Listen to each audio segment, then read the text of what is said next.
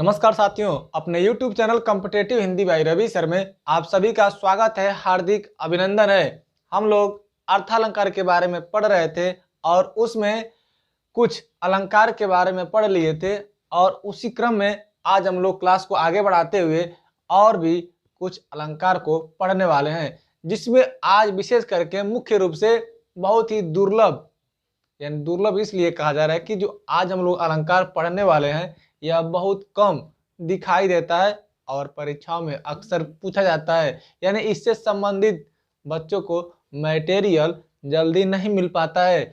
आज उसी अलंकार को हम लोग पढ़ने वाले हैं। यानी आज हम लोग विभावना अलंकार, विशेषोक्ति अलंकार और प्रतीप अलंकार यानी 3 अलंकार के बारे में पढ़ने वाले हैं। तो सबसे पहले अगर आप चैनल पर नए हैं तो चैनल को सब्सक्राइब कीजिए, लाइक कीजिए और शेयर कीजिए।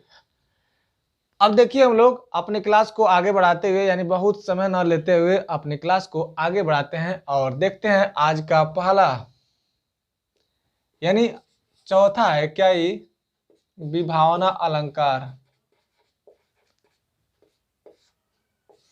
विभावना अलंकार किसे कहते हैं? जहां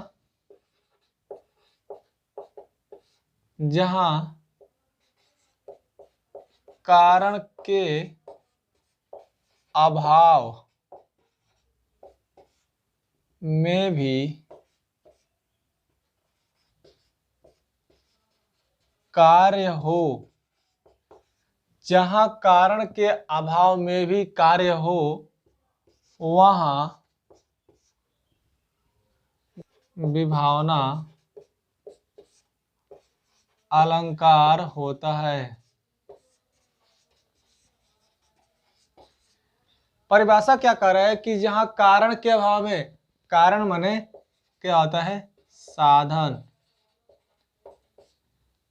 यानी जहां साधन के अभाव में भी कार्य हो रहा है, यानी कोई जिसके द्वारा हम मान लीजिए कि यह पेन है, पेन से हम लिख रहे हैं, पेन हमारे लिए साधन है, लेकिन पेन के अभाव में भी अगर हम लिख रहे हैं तो यही क्या हो जाएगा? विभावना अलंकार हो जाएगा। जैसे बिनु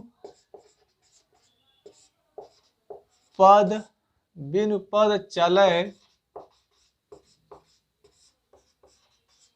सुनय बिनु काना, सुनय बिनु काना, कर बिनु करम,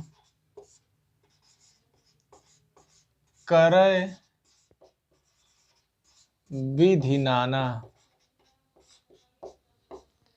यहाँ पर इन पंक्तियों में आप क्या देख रहे हैं कि बिनु पद चले सुने बिनु काना, यानी बिना पैर के, पद माने पैर, बिना पैर के चल रहा है, सुने बिनु काना और बिना कान के सुन रहा है। आगे क्या करे? कर बिनु करम, कर माने हाथ, हाथ के बिना वह सारे कर्म, यानी जो कुछ भी उसको करना होता है वह हाथ के बिना सारे कर्म को करता है। जैसे कि आप जानते हैं कि बिना हाथ के हम कोई भी काम नहीं कर सकते हैं, लेकिन यहाँ पर क्या देख रहे हैं कि कर बिनु करम करे विधि नाना, यानी सारे प्रकार से जैसे भी जो भी काम करना होता है वह सब कुछ बिना हाथ के ही कर लेता है। तो वही कह रहा है कि कर बिनु करम करे विधि नाना।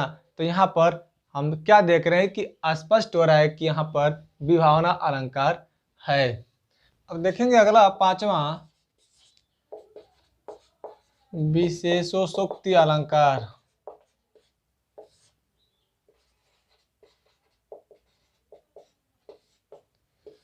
विशेषोक्ति अलंकार में क्या होता है? जहां पर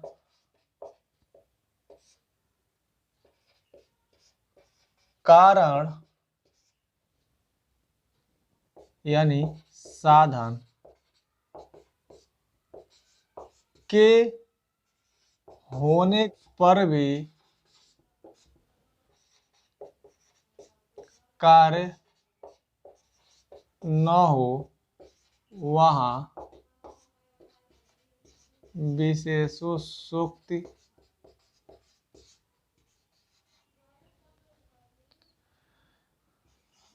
अलंकार होता है।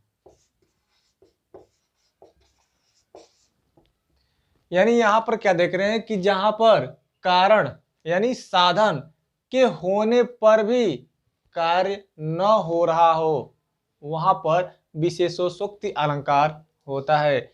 जैसे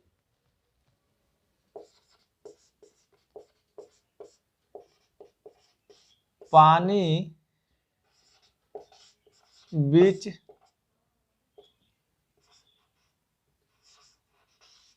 मीन पियासी, पानी बीच मीन पियासी, मोहि सुनी सुनी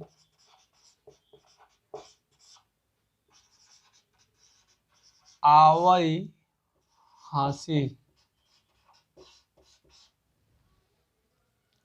यानी यहां पर क्या देख रहे हैं कि अभी इसके पहले विभावना अलंकार में देख रहे थे हम लोग, वहां कार्य के न रहने पर यानी कारण के न रहने पर भी कार्य हो रहा था, कारण के यानी साधन के न होने पर भी कार्य हो रहा था। लेकिन विशेषोक्ति अलंकार में क्या है, यहाँ साधन के होने पर यानी सब कुछ संपन्न है लेकिन फिर भी कार्य नहीं हो रहा है, वहां पर क्या हो रहा है, विशेषोक्ति अलंकार।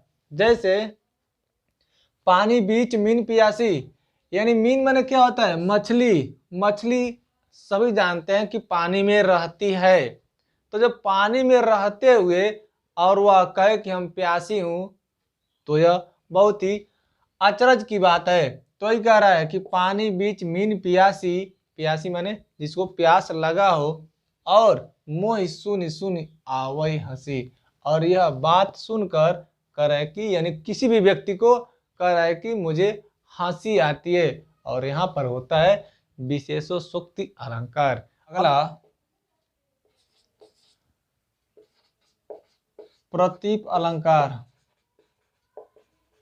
प्रतीप अलंकार क्या होता है, यह उपमा अलंकार का उल्टा होता है यानी विपरीत होता है। तो जहां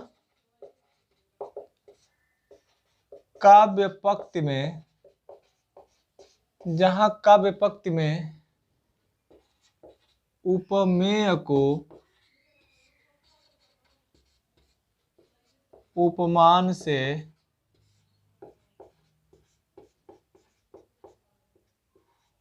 श्रेष्ठ माना जाए, वहां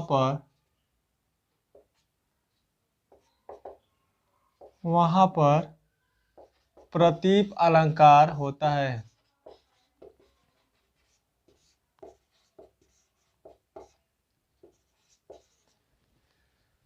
क्या देख रहे हैं कि जहां काव्य पंक्ति में यानी कहीं भी काव्य पंक्ति में अगर उपमेय को उपमान से श्रेष्ठ माना जाए, यानी उपमेय को सब कुछ मान लिया जाए, तो वहीं पर प्रतीप अलंकार होता है। एक चीज आपको बता दूं, जब उपमा अलंकार हम लोग पढ़े थे तो वहां पर क्या था, वहां पर उपमान को बड़ा माना गया था। उपमा में, उपमा अलंकार में क्या होता है, उपमान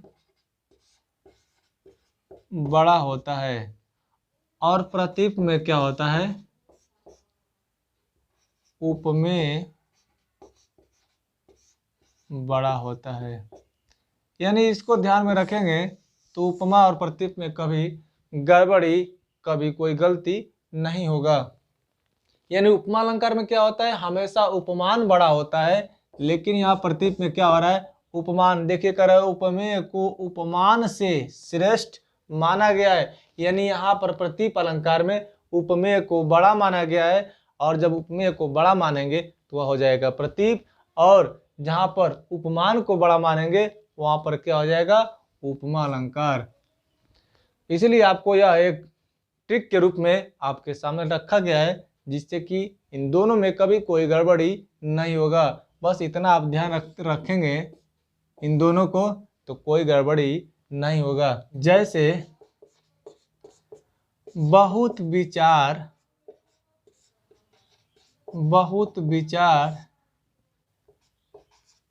किन्हीं मन माही, बहुत विचार किनी मन माही, सिय बदन सम हिमकर नाही।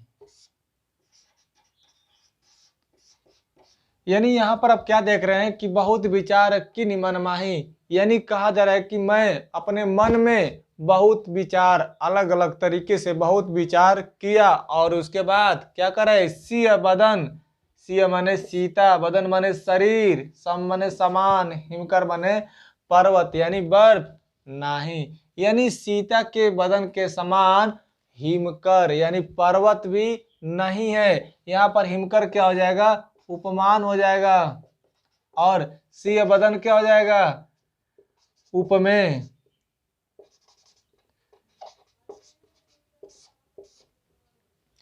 तो यहां पर क्या देख रहे हैं, सिय बदन उपमेय, और यहां पर उपमेय को उपमान से बड़ा माना गया है। सिय बदन सम हिमकर नाही, यानी हिमकर से भी यानी पर्वत से भी बड़ा सीता के बदन को माना गया है, सीता के शरीर को माना गया है। इसलिए यहाँ पर क्या हो रहा है, प्रतीप अलंकार हो रहा है। आशा है कि यह तीनों अलंकार यानी विभावन अलंकार, प्रतीप अलंकार और विशेषोक्ति अलंकार तीनों आपको अच्छे से समझ में आ गया होगा और आपको यह बहुत ही कम समय में बहुत कुछ देने का प्रयास किया गया। कमेंट के माध्यम से बताइएगा कि आपको यह क्लास कैसी लगी।